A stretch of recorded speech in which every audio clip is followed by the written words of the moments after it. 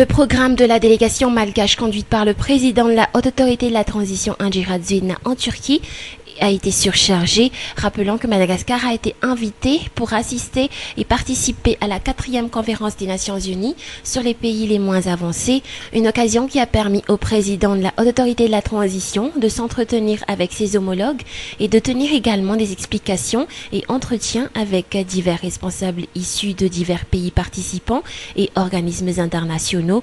Parmi les rencontres qui ont marqué cet événement, sa rencontre avec le secrétaire général des Nations Unies, Ban Ki-moon, ou encore les divers déjeuners et dîners où il a été convié en tant que représentant de la Grande Île. Selon les dernières informations, l'on attend encore les dernières nouvelles concernant la mission de la délégation malgache à Paris, entre autres la rencontre du président de la Haute Autorité de la Transition avec le ministère des Affaires étrangères français Alain Juppé et celle avec le secrétaire général de la francophonie Abdou Diouf.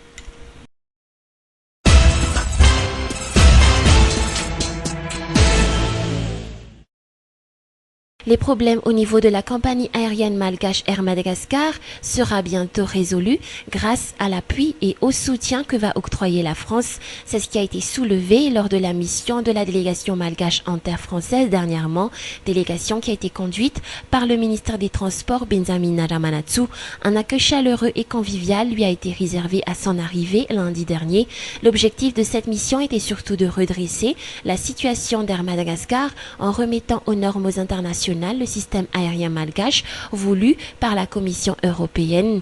Attentif aux préoccupations de la délégation malgache, le secrétaire d'État français chargé des transports, Thierry Mariani, a exprimé sa solidarité et son soutien en vue de trouver des solutions, trouver ensemble toutes les possibilités d'action de coopération pour permettre à la compagnie Air Madagascar et à l'aviation civile de Madagascar d'atteindre le niveau requis et exigé par la sécurité aérienne internationale.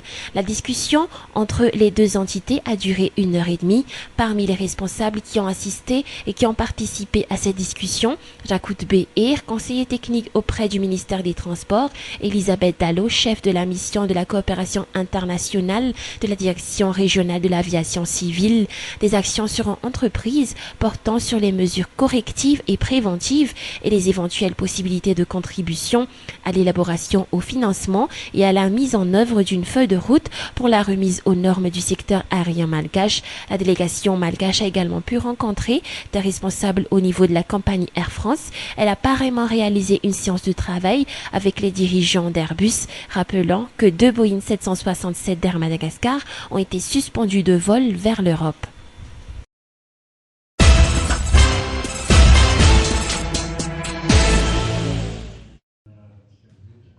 Les enseignants-chercheurs auprès de l'université d'Antananarivo, regroupés au sein du CSS, ont rappelé que tant que leur dû ne tombe pas dans leur poche, les cours ne débuteront pas. À cet effet, la grève des enseignants est observée, ou plus exactement reprend, et ce, dans toutes les universités de l'île. Cette décision a été prise suite à l'insatisfaction des enseignants-chercheurs quant à la réalisation de tout ce qui a été fixé dans le compromis trouvé avec quelques responsables étatiques quelques semaines de cela. Selon ces enseignants-chercheurs, un délai de réalisation de ce compromis jusqu'à la fin du mois de mars dernier a été fixé. Or jusque-là, toujours selon eux, aucun des compromis n'a été réalisé ni entamé. Selon la Swami Ramanana Armand, président du bureau national du CSS, l'application des 3 décrets sortis en 2009 demeure encore l'objet principal de leur requête. Ils n'acceptent pas non plus que des dates distinctes soient attribuées à chaque université en guise de rentrée administrative. Ce sont les cours qui seront suspendus, a réitéré ce responsable auprès du CSS. Toutefois, les inscriptions continueront. De toute façon, a souligné le vice-président de l'université d'Antananarivo, presque la moitié des 24 000 étudiants au sein de cette université ont déjà terminé leur inscription à la demande de bourse. Les enseignants-chercheurs lancent alors un appel à l'endroit de certains départements qui ont déjà commencé l'enseignement qu'ils devront suspendre les cours. C'était à travers une entrevue avec la presse ce jour qu'ils ont pu faire part de leur décision.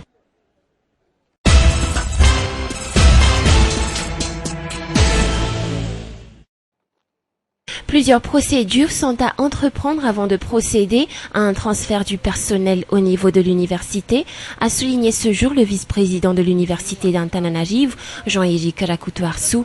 La première étape qui devrait se faire est d'abord le recensement de tout le personnel administratif et technique. Or, ce qui se passe actuellement est que certains départements sont déjà à la phase de transfert de leur personnel, situation qui lèse bon nombre d'employés, car soit les nouveaux postes qui leur sont proposés ne correspondent pas du tout à leur profil, en d'autres termes requièrent des niveaux plus bas, ou encore les personnes attribuées à leur ancien poste n'ont pas l'aptitude de réaliser au mieux les attributions y afférentes.